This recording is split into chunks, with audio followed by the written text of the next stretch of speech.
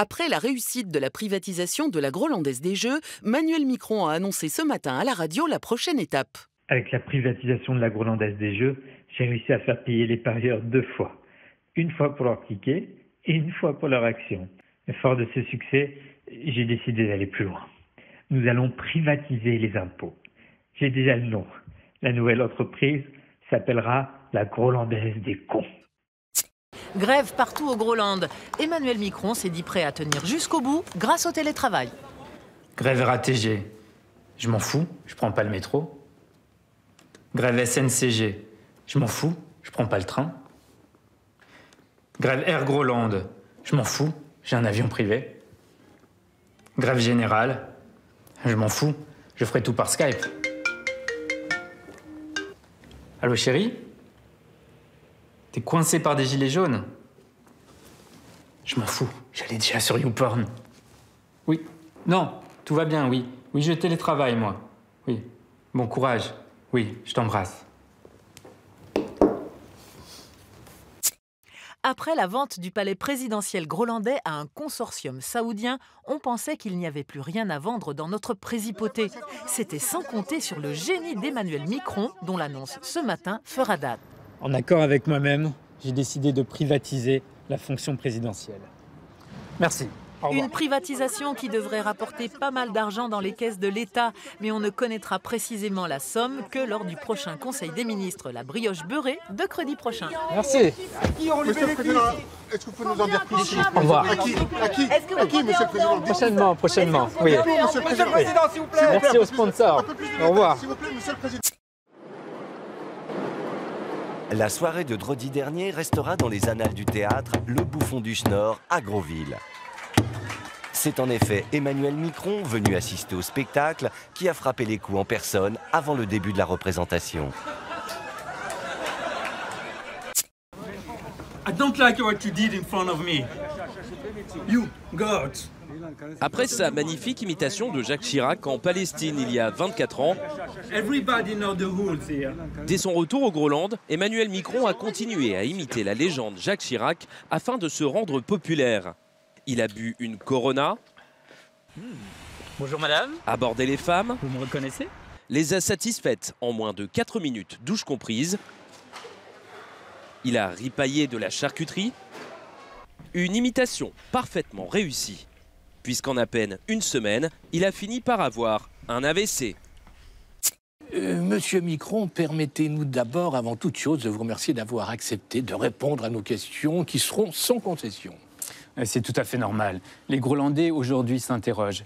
Et c'est de mon devoir de répondre aux questions des journalistes, fussent-elles parfois dérangeantes. C'est courageux, dirais-je même, puisque depuis votre arrivée au pouvoir, vous êtes confronté, et on ne peut que le déplorer, à de nombreuses difficultés. Les difficultés que chaque homme politique qui décide d'affronter les vrais problèmes est amené à rencontrer. Enfin. Oui. Rappelons en effet que depuis des années, vos prédécesseurs avaient promis qu'ils s'attelleraient à une réforme des retraites, et ils ne l'ont jamais fait.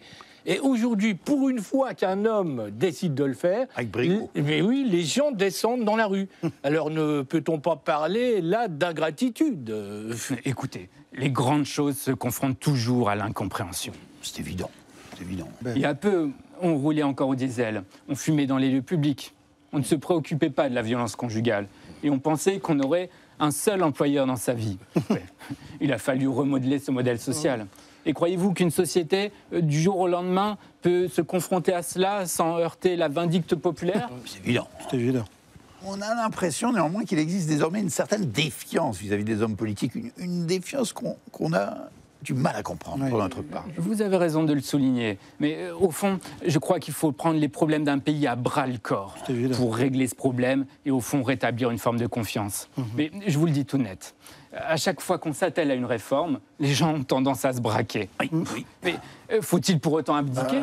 Non, parce que si c'était le cas, on roulerait encore au diesel, on fumerait encore dans les lieux publics, comme vous le rappeliez à l'instant, fort justement. Et on s'éclairerait à la bougie. Et on pourrait encore vivre tranquillement toute une vie avec le même employeur. Ce qu'on ne fait plus d'ailleurs déjà depuis longtemps. Vous-même, Monsieur Kunz, avez travaillé comme éditorialiste dans bien des chaînes de télévision. Ah oui, et dans bien des organes de presse. Nous tous d'ailleurs. Nous étions des pionniers. Oui, Et nous n'avons pas embouteillé les rues et pris le peuple en otage pour autant. Non. Oui, mais il faut un certain état d'esprit moderne pour accepter cela. C'est évident. La modernité d'esprit, c'est ce qui nous fera avancer. Merci.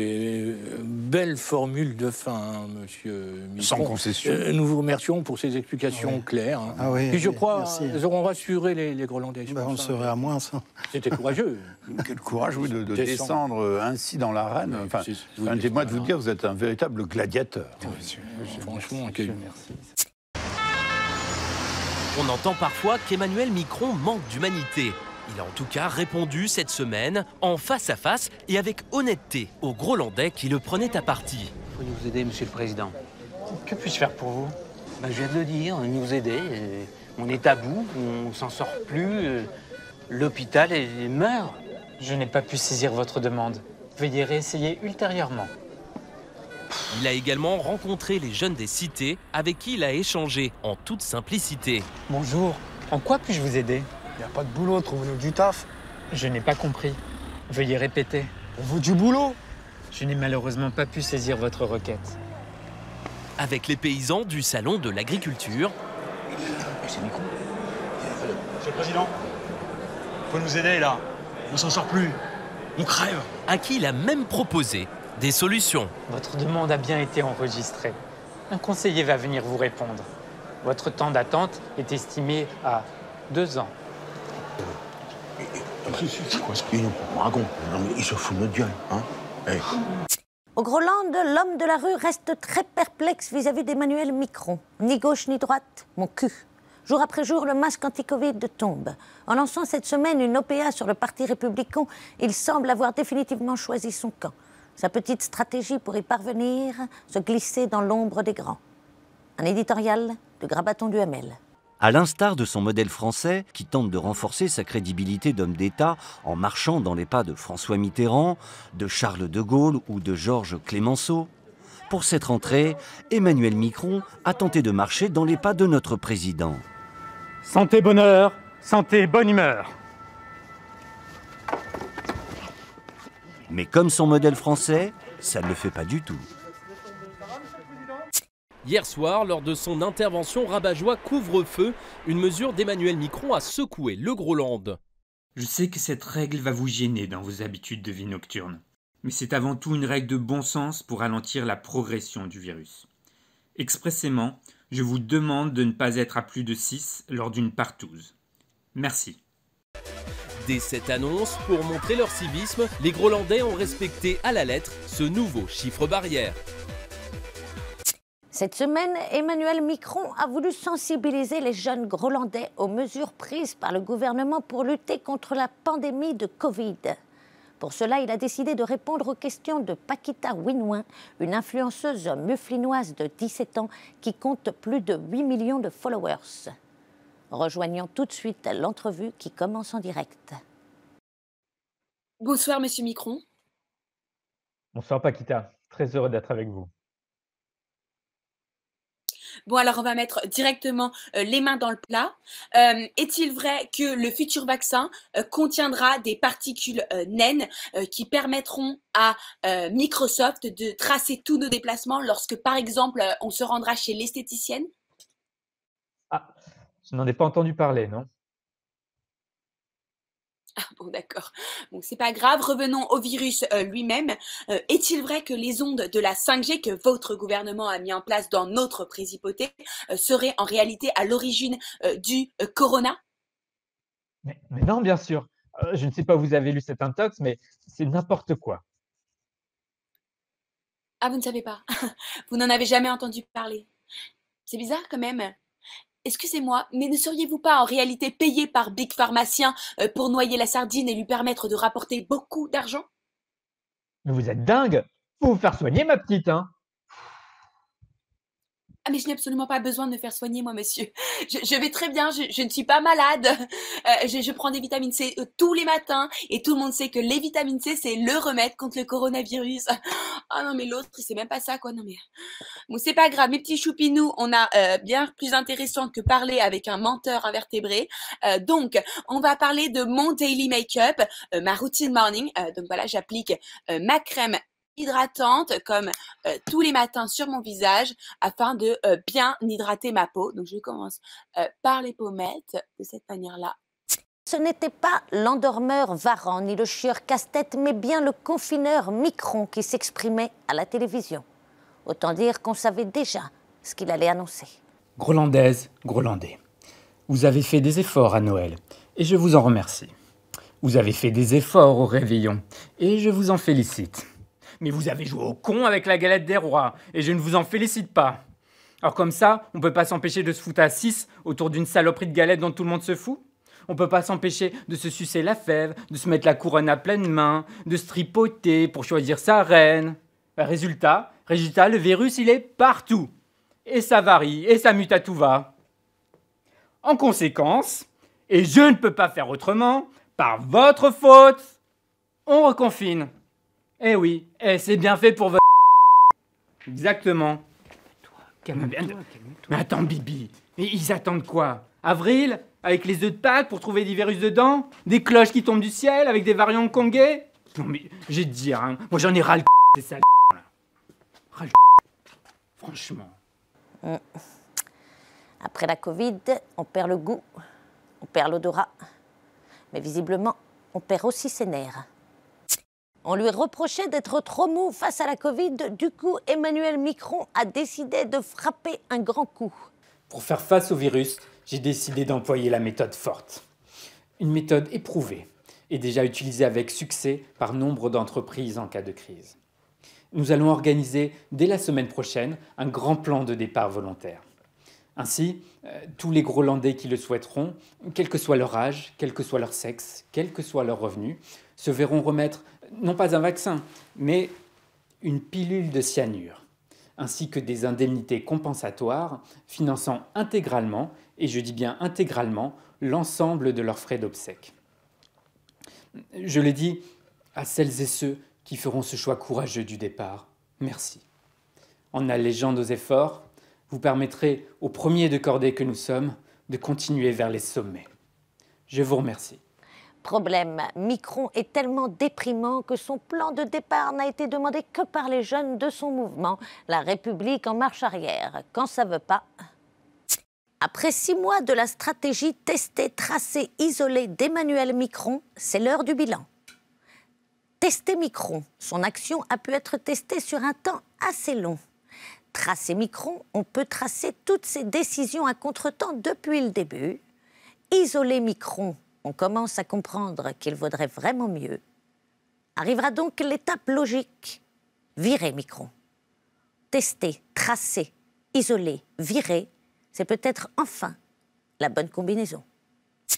En France, Emmanuel Macron a su séduire la jeunesse en invitant à l'Élysée les célèbres youtubeurs McFly et Carlito.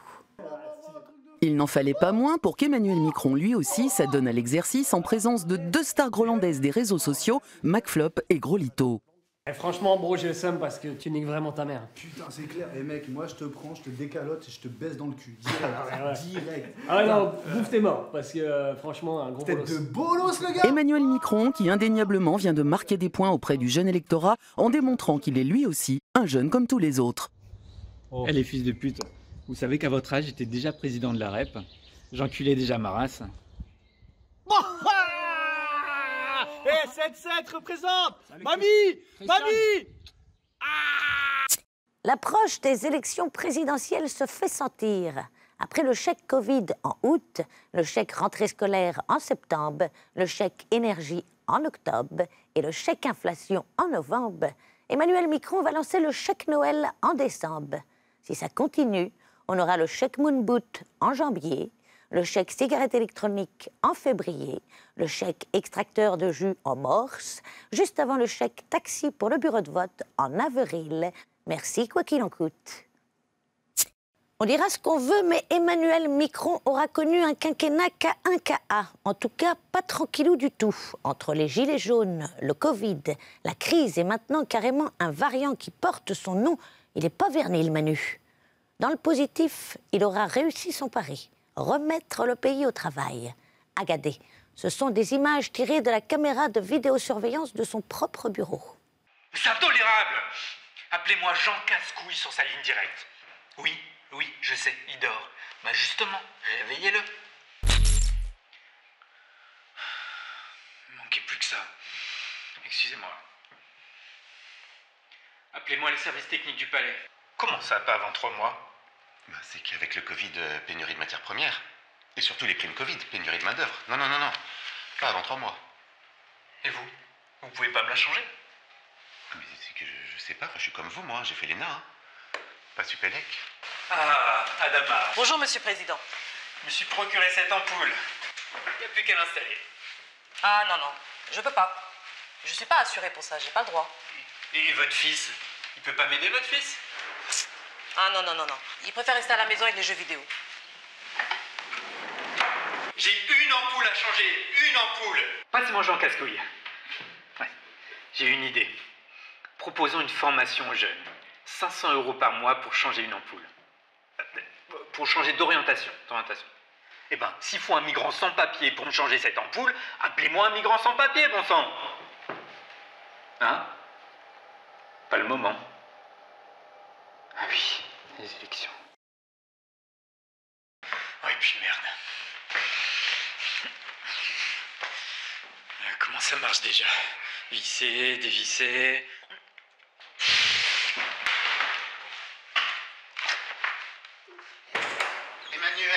Emmanuel, pour le plan 2030, je me disais... Emmanuel. Adama! Faudra me ranger tout ça, Adama. Hein? Je peux pas. Je suis pas assurée. Faites-le vous. Moi? Mais c'est que je sais pas, moi j'ai fait l'ENA. Pas pompe funèbre.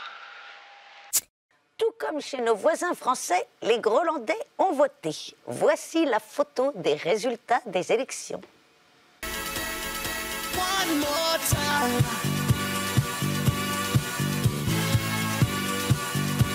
Il ne vaut mieux pas voir la photo de la perdante.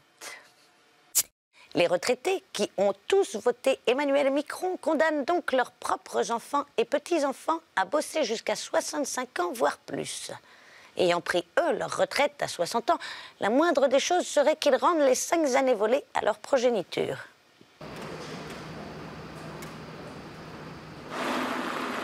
Allez, au boulot, les vieux. Et pendant 5 ans, s'il vous plaît. Ben oui, c'est pas le tout de voter. Faut aussi montrer l'exemple. À sa grande surprise, Emmanuel Macron a subi une claque monumentale gros manche dernier aux législatives. Pourtant, une semaine avant, des signes auraient dû lui mettre la puce à l'oreille. Alors qu'il était en déplacement au salon de la restauration, Emmanuel Macron a reçu un œuf, a été aspergé de farine, de sucre, de lait, puis a été poussé dans un four afin de confectionner un délicieux gâteau. Il n'y a pas à dire, on est professionnel de la restauration ou on ne l'est pas. Ben oui, il aurait dû se méfier. La traditionnelle tarte dans la gueule s'est modernisée plus vite que lui. Rappelez-vous, le cabinet de conseil McGrinsey avait empoché la somme rondelette de 12 millions d'euros pour sa gestion de la crise sanitaire, 3,8 millions d'euros pour travailler sur la réforme de calcul des APL et préparer la réforme des retraites dans un dossier de 50 pages payé pas moins de 950 000 euros. Aujourd'hui, une enquête est ouverte par le parquet national financier pour financement illégal de la campagne d'Emmanuel Macron qui a tenu à apporter ses précisions. Je pisse à l'arrêt de la justice. Vous pouvez trouver toutes les preuves que vous voulez. Je ne ferai pas un jour de prison. Je suis intouchable. Un discours, lui aussi écrit par les conseillers de McGrinsey. En même temps, je les ai payés que 150 000 euros pour 2 lignes. À ce tarif-là, avec eux, faut pas s'attendre à un travail très poussé. Comment éviter des coupures électriques cet hiver durant les pics de forte consommation? Le Groland a trouvé une solution simple et radicale. Chez nous, dès qu'une coupure menace, la télévision diffuse un discours d'Emmanuel Macron. L'effet est immédiat. Tout le monde éteint sa télévision en même temps.